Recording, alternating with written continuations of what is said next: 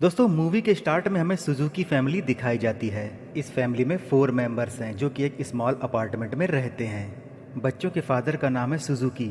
Movie की शुरुआत में हम देखते हैं कि सुजुकी जो कि टेलीविज़न देख रहा है, जबकि उसका बेटा और उसकी बेटी फ़ोन यूज़ कर रहे हैं। हम देखते हैं कि उसका पूरा परिवार टेक्नोलॉजी पर डिपेंड है। ये लोग एक दूसरे के साथ टाइम स्पेंड नहीं करते हैं, बल्कि ये लोग लैपटॉप, मोबाइल और टेलीविज़न में ही लगे रहते हैं। एक दिन सुजुकी सुबह उठता है तो वह देखता है कि उसकी अलार्म क्लॉक नहीं चल रही, जिसकी वजह से वह ऑफिस के लिए लेट हो जाता है। वह बाहर आकर अपनी वाइफ से कहता है कि ये सब क्या हो रहा है, कोई भी क्लॉक नहीं चल रही है। इसकी वाइफ उसे बताती है कि जो भी चीज़ें इलेक्ट्रिसिटी से है वो सब नहीं चल रही हैं। उनका कहने का मतलब ये था कि शायद कोई पावर आउटेज हो गया है। इसकी बेटी यूवी उठती है और वो देखती है कि टीवी और एसी भी बिल्कुल नहीं चल रहा। तभी सुजुकी इलेक्ट्रिसिटी कंपनी को कंप्लेन करने के लिए उसे कॉल करता है। तभी उसे पता चलता है कि उसका फ़ोन भी नहीं चल रहा। अब बच्चे और उनके फादर सुजुकी सभी ऑफिस और स्कूल के लिए रेडी हो जाते हैं। इसके बाद वो सभी लोग एलिवेटर्स के पास जाते हैं तो वो देखते हैं कि वहाँ पर बहुत सारी भीड़ थी। ये सभी लोग एलिवेटर्स के सहारे नीचे जाना चाहते थे, मगर पावर आउटेज की वजह से वो भी बंद थी, इसलिए वो लोग सीढ़ियों के रास्ते नीचे जाते हैं। इसके बाद सभी लोग ग्राउंड पहुंच जाते हैं और सभी लोग काफ़ी हैरान थे। वो सभी ये सोच रहे थे कि ऐसा क्या हो गया कि जिसके कारण पूरी सिटी में पावर आउटेज हो गया, जिसकी वजह से इलेक्ट्रिसिटी से चलने वाली कोई भी चीज़ नहीं चल रही है। अब सुजुकी तो पहले से ही काफ़ी लेट हो चुका था और वह ट्रेन से ऑफिस जाना चाहता था, लेकिन जब वो प्लेटफॉर्म पहुंचता है तो उसे पता चलता है कि ट्रेन भी नहीं चल रही पावर आउटेज की वजह से। अब हम देखते हैं कि सभी लोग बस से जाना चाहते हैं, लेकिन इलेक्ट्रिसिटी और फ्यूल से चलने वाली सभी चीज़ें बंद हो चुकी थीं। दूसरी तरफ हम सुजुकी के बेटे को देखते हैं जो कि साइकिल से कहीं जा रहा है। वो देखता है कि सिटी में कोई भी व्हीकल काम नहीं कर रही, बल्कि लोग उसकी बाइसिकल को देखकर ज्वेलस हो रहे हैं। अब सुजुकी थका हुआ ऑफिस पहुंचता है, लेकिन ऑफिस का ऑटोमेटिक डोर भी नहीं खुला होता है और साथ ही साथ किसी की भी वॉच भी काम नहीं कर रही थी। और तभी वहां पर कुछ लोग ऑफिस के डोर को तोड़कर अंदर चले जाते हैं और जब वो दरवाजे को तोड़कर ऑफिस के अंदर पहुंचते हैं तो वहां का कोई भी कंप्यूटर काम नहीं कर रहा था। और उधर हम दूसरी तरफ सुजुकी की वाइफ को देखते हैं जो अपने आसपास की पड़ोसी औरतों से बातचीत कर रही होती है। वो उनसे डिस्कस कर रही होती है पावर आउटेज के बारे में। इसके बाद सुजुकी की वाइफ ग्रोसरी स्टोर में जाती है। वहां पहुंचकर वो देखती है कि लोग पानी और फूड को स्टोरेज कर रहे हैं। ऐसा देखकर वो भी पानी और फूड को स्टोर करने लगती है। ग्रोसरी स्टोर में बहुत ज़्यादा लोग थे जो कि चीज़ों को स्टोर करने के लिए आए हुए थे, लेकिन वहाँ पर कोई भी मशीन काम नहीं कर रही थी। तभी कैशियर अनाउंसमेंट करता है कि यहाँ पर केवल कैश ही लिया जाएगा।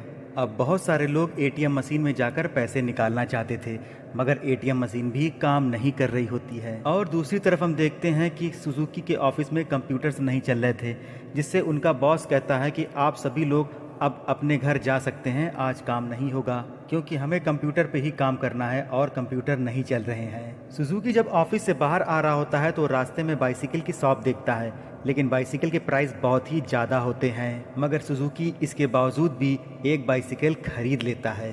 अब रात हो जाती है और हम सुजुकी की फैमिली को देखते हैं जिनके घर में लाइट नहीं आई हुई होती है और तभी ये लोग कैंडल जलाकर अपना डिनर कर रहे होते हैं। और फिर थोड़ी देर बाद सुजुकी का बेटा टॉयलेट जाता है और वो देखता है कि टॉयलेट का फ्लश भी काम नहीं कर रहा होता है और तो और सभी टैप्स ने काम करना छोड़ दिया है। अब सुजुकी की बेटी बहुत ज़्यादा परेशान हो जाती है।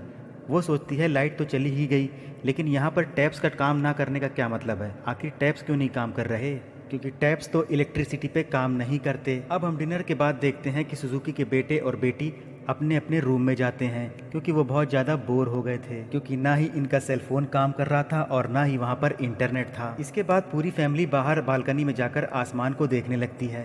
वो देखते हैं कि पूरा शहर अंधेरे में है, सिर्फ तारे ही शहर को रोशनी दे रहे हैं। हम देखते हैं कि पहली बार ये फैमिली मिलकर टाइम स्पेंड कर रही थी और वास्तव में ये सभी लोग इसको एंजॉय कर रहे थे। दूसरी तरफ पावर आउटेज को होते होते 3 दिन हो चुके थे और सुजुकी के घर की हालत बहुत ज़्यादा ख़राब हो गई थी। इलेक्ट्रिसिटी ना होने की वजह से लोगों का लाइफस्टाइल पूरी तरह से चेंज हो गया था। इसके बाद हम सुजुकी को उसके ऑफिस में देखते हैं। वहाँ पर उसका सीनियर सभी से कहता है कि अब आप लोग ऑफिस नहीं आएंगे जब तक पावर आउटेज सही नहीं हो जाता, यानी कि जब तक इलेक्ट्रिसिटी नहीं आएगी, कंप्यूटर्स नहीं चलेंगे, इन सभी को काम पर आने की ज़रूरत नहीं है। अब ये सुनकर सुजुकी बहुत ज़्यादा परेशान हो जाता है और वो अपने बॉस के पास आता है और उससे कहता है कि अगर हम काम नहीं करेंगे तो पैसे कैसे कमाएंगे और अपने घर का खर्चा, अपने बच्चों को कैसे पालेंगे। उसकी बातें सुनकर उसका सीनियर उससे कहता है कि जिस तरह की कंडीशन इस समय चल रही है, हम ज़्यादा समय तक टोक्यो शहर में नहीं रह सकते, क्योंकि इन कंडीशन के साथ ऐसा टाइम आएगा कि हमें खाने और पीने की भी काफ़ी कमी हो जाएगी, क्योंकि हम देखते हैं कि इस कंडीशन की वजह से लोग टोक्यो शहर को छोड़कर वहाँ से जा रहे हैं और सुजुकी भी अब ऐसा ही करना चाहता है। और दूसरी तरफ सुजुकी की वाइफ पास वाले वाटर टैंक पर पानी भरने के लिए जाती है, मगर वहां पहुंचने के बाद उसे पता चलता है कि वहां पर पहले से ही लोग पानी लेने के लिए खड़े हुए हैं, मगर इन सभी को भी वापस भेज दिया जाता है क्योंकि पावर आउटेज की वजह से टैंक्स भी काम नहीं कर रहे थे, क्योंकि इन टैंक्स में पानी भी खत्म हो चुका था। अब सुजुकी बैंक जाता है पैसे निकालने के लिए, मगर उसको भी वहाँ से भेज दिया जाता है।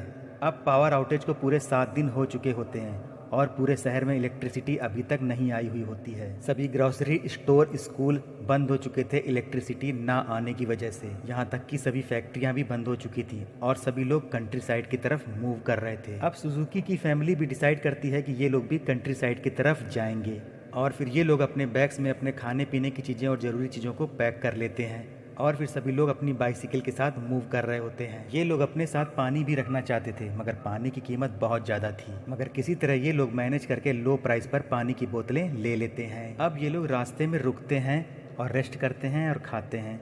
इसके बाद वो लोग अपने सफ़र पर निकल चलते हैं। अब ये लोग आखिरी में एयरपोर्ट पहुंचते हैं, जहां से इन्होंने अपने गांव के लिए फ़्लाइट पकड़नी थी, क्योंकि इन्हें पता चला था कि एयरपोर्ट से अभी भी फ़्लाइट्स जा रही हैं, इसीलिए ये लोग एयरपोर्ट पर पहुंचे थे। मगर एयरपोर्ट पर भी लोगों का बहुत ज़्यादा क्राउड था और तभी भीड़ में काफ़ी आगे धक्का मुक्की खाते हुए जब ये आगे जाकर पता करते हैं तो पता चलता है फ़्लाइट्स भी कैंसिल हो चुकी हैं और जब तक पावर सप्लाई वापस नहीं आती फ़्लाइट्स भी नहीं चलेंगी। और फिर परेशान होकर वो लोग एक होटल चले जाते हैं। होटल का मालिक उनकी कंडीशन को देखते हुए उनसे ज़्यादा चार्जेस लेता है। इसके बाद जब वो डिनर कर रहे होते हैं तो वे डिसाइड करते हैं कि फ़्लाइट्स तो जा नहीं रही हैं, इसलिए उन्हें अपने गांव बाइसिकल से ही जाना होगा। और तभी अगले दिन वो लोग एक बुक स्टोर से एक मैप लेते हैं अपने गांव की लोकेशन को देखने के लिए और फिर ये लोग अपने ज़रूरत की सारी चीज़ों को लेकर अपने सफ़र की तरफ चले जाते हैं। कुछ देर बाद ये साइकिल चलाते चलाते हाईवे पर पहुंच जाते हैं। वहां पहुंचकर ये देखते हैं कि उन्हें कई और लोग भी मिलते हैं जो कि दूसरे कंट्री की तरफ जा रहे होते हैं। अब रात गुजारने के लिए ये एक कैंप में रुकते हैं। यहाँ पर उनके साथ दूसरे ट्रैवलर्स भी थे। तभी यहाँ पर एक आदमी उनसे पानी मांगता है, मगर ये लोग उन्हें पानी नहीं देते, ये कहकर कि ये उनकी लास्ट वाटर बॉटल है। ये लोग रात गुजारते हैं और फिर अगले दिन अपने सफ़र को शुरू करते हैं और एक डार्क टनल के अंदर से गुजरते हैं। टनल के अंदर बहुत ज़्यादा अंधेरा था और वहाँ पर लुटेरे भी थे। तभी हम देखते हैं कि एक लेडी इनकी हेल्प करती है और इसी तरह दिन गुजरता जाता है और पावर आउटेज को 16 दिन हो चुके थे और इधर इनकी फैमिली एक नदी के किनारे बैठी होती है और उनकी एक आखिरी वाटर बोतल भी खत्म हो जाती है। अब सुजुकी को बहुत ज़्यादा प्यास लग रही होती है, इसलिए वो दरिया में जाकर पानी पीने लगता है, क्योंकि इनके पास और कोई रास्ता नहीं था।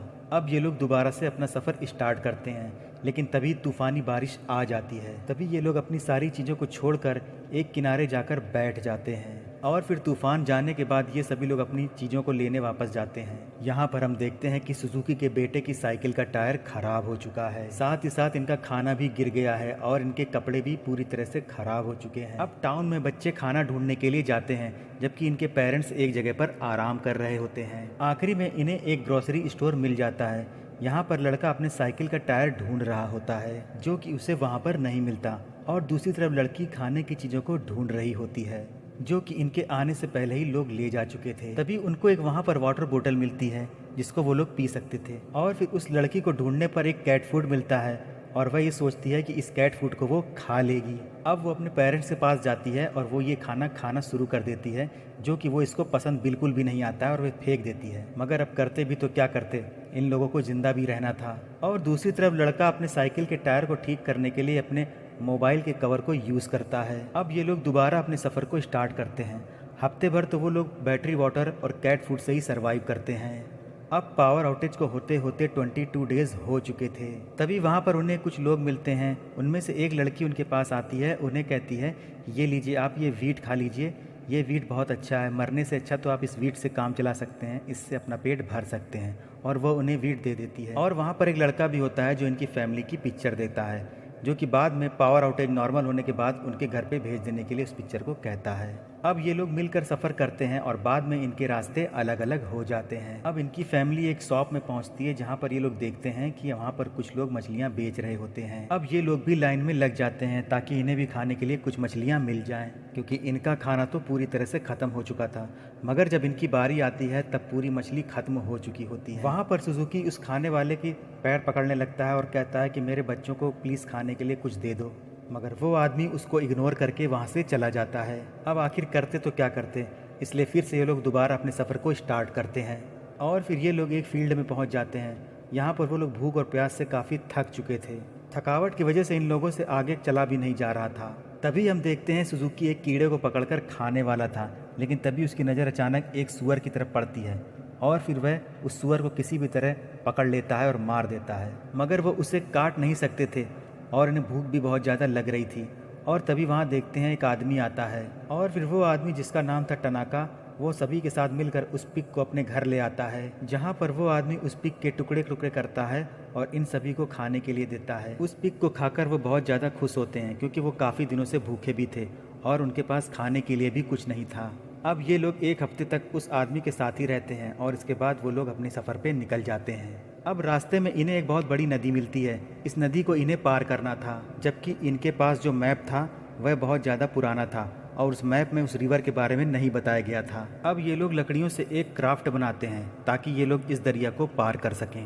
इसके बाद ये सारी फैमिली उस रिवर को पार कर लेती है, मगर इनकी बाइसिकल तो पीछे ही थी। अब सुजुकी और उसका बेटा दोनों ही रिवर के उस साइड जाते हैं ताकि वो अपनी बाइसिकल को उस तरफ ले जा सकें। और तभी वो लोग जब दरिया के बीचों बीच आ जाते हैं तभी बहुत ज़ोरों की बारिश होने लगती है, जिसकी वजह से उसका पानी बहुत ज़्यादा बढ़ गया होता है और तभी इन सब की वजह से सुजुकी उस दरिया में डूब जाता है। और फिर तभी ये लोग बहुत ज़्यादा दुखी हो जाते हैं। उधर 94 डेज पावर आउटेज के हो चुके थे। इसके बाद ये सभी लोग फिर से अपने सफ़र को शुरू करते हैं, मगर इनके पास बाइसिकल नहीं थी, इसलिए वो लोग चलकर अपने गांव की तरफ जा रहे थे। ये लोग रेलवे ट्रैक से गुजर रहे होते हैं, तभी वहां पर कुत्ते इनके ऊपर हमला कर देते हैं और तभी उनमें से एक कुत्ता उनकी माँ पर अटैक कर देता है। तभी उनकी माँ उस सड़क से दूर जाकर गिर जाती है, जिससे उसकी पैर टूट जाता है। तभी उनके बच्चे उन्हें बचाकर ट्रैक पर ले आते हैं, मगर फिर से कुत्ते उन पर अटैक कर देते हैं।